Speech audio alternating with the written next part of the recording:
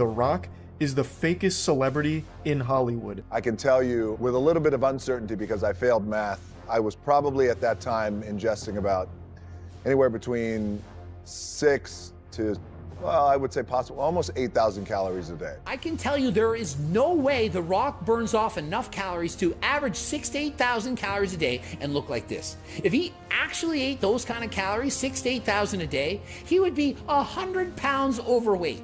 There is no way he eats this much. The Rock is not natural, okay? The Rock he's not a patient of mine, so I don't worry about getting sued. We're going to be talking about what steroid cycle I think The Rock uses. Once upon a time, Dwayne "The Rock" Johnson was Hollywood's untouchable golden boy. A larger-than-life hero with a megawatt smile and an underdog backstory that made people believe in the American dream. From a wrestler who was once booed with chants of "Die Rocky," die to an action star pulling in billions at the box office. He looked like the man who had cracked the code to success with relentless hard work, charisma that lit up any room, and a brand boasting over 400 million followers. Hollywood studios begged to work with him. Fans adored his positivity. Social media crowned him the king of perseverance, but today, that carefully polished image is collapsing faster than the plot of a bad blockbuster. Between the catastrophic flop of Black Adam, reports of power plays that turned Henry Cavill into a sacrificial pawn, and troubling accusations of unprofessionalism, including showing up 7 to 8 hours late to set every day, The Rock has been racking up losses. Add in the bizarre pee bottle scandal that screamed arrogance, and it's clear Hollywood's saint is looking more like a walking billboard. So the question becomes, what happens when a man stops being human and turns into nothing but a brand, a commodity priced by views and deals? The rise of The Rock Johnson's journey began in the shadows. A broke kid from Hawaii who'd been arrested multiple times for fighting and petty theft. His football dreams ended in heartbreak when the Calgary Stampeders cut him from the roster, leaving him with only $7 in his pocket, the spark behind $7 Productions. But hitting rock bottom lit a fire. In the WWE, he transformed from a rookie named Rocky Maivia, booed out of arenas, into The Rock, a cocky, trash-talking heel who electrified audiences like nobody else. Fans didn't just forgive the arrogance, they craved it. He became the most beloved performer in wrestling and parlayed that persona into Hollywood. At first, he leaned into family-friendly comedies like The Game Plan and Tooth Fairy. But when early box office numbers disappointed, he bulked up, reinventing himself as the unstoppable action hero we all recognize today. This wasn't just a physical glow-up, it was a calculated strategy. And it worked. Unlike other wrestlers turned actors who felt like gimmicks, The Rock was authentic, funny, and relatable. On Instagram, he poked fun at himself, surprised fans with random meetups, and dove into charity work. With $7 Productions, he built a fortress of control, pumping out multiple movies a year, locking in lifetime rights, and steering clear of auditions or risky artistic roles. He revived franchises like Fast and Furious and Jumanji, selling himself as the safe bet, the feel-good action star who always delivered. But over time, that strategy became predictable. Commerce over creativity, safety over substance, cracks in the image. The first big crack appeared with his superhuman physique.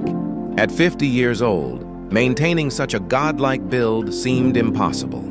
He admitted to past heart issues, yet managed to pack on nearly 20 pounds of lean muscle in just 2 years. Bodybuilding pros called it impossible.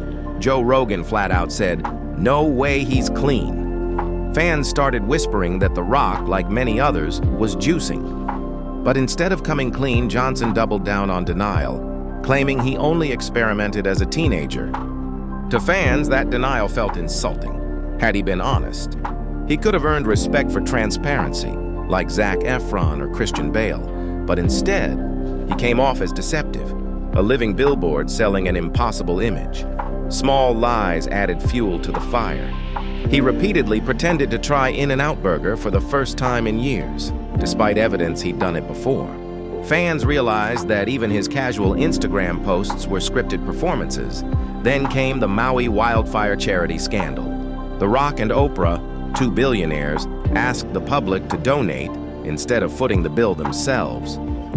Outrage exploded, especially in Hawaii, where fans felt betrayed. Johnson eventually apologized, saying, "I get it, I could have done better."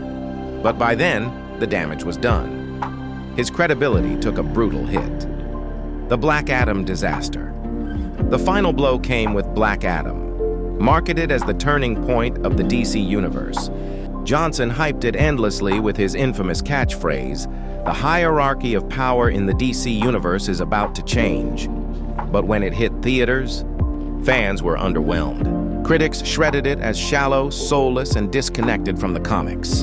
Instead of a complex anti-hero, Johnson played the same unbeatable rock persona. The truth later leaked. His contract included a no-lose clause. His character couldn't lose, couldn't cry, couldn't even look weak.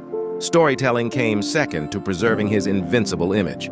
Worse, he fought the studio's plan to pair Black Adam with Shazam, their comic book rival, and instead forced in Henry Cavill's Superman for a cameo, angling to build an entire DC saga around himself. When the film bombed, pulling in only $393 million against a bloated $260 million budget, Johnson's ego-driven gamble crumbled.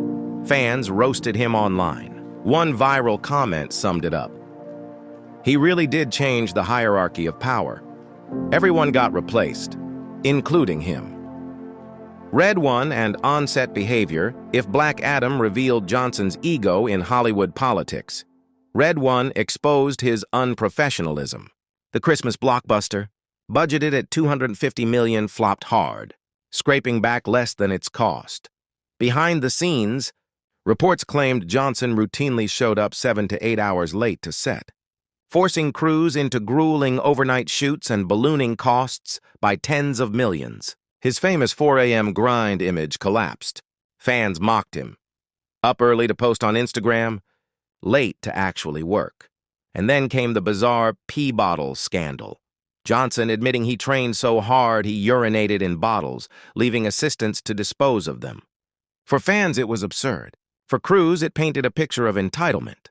The WWE backlash. When Johnson returned to WWE, fans hoped for nostalgia. Instead, he derailed Cody Rhodes' long-awaited WrestleMania storyline.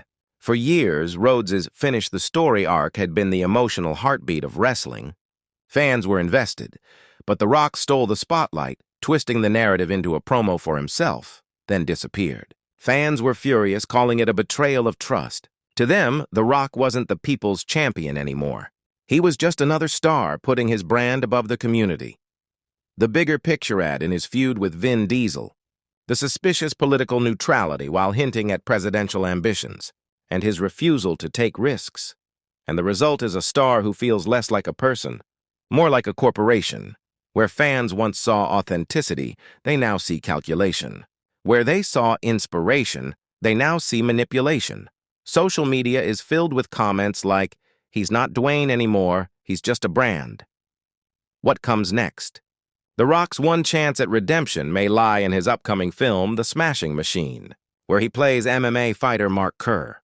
For once, he'll have to bury his invincible persona under prosthetics and vulnerability. But will Johnson embrace authenticity? Or will he cling to the brand that made him untouchable? Until it didn't. As one fan joked, can we officially say he's hit rock bottom? In a world where celebrity brands are carefully manufactured, audiences are left wondering, can they still believe in the man? Or only in the marketing machine?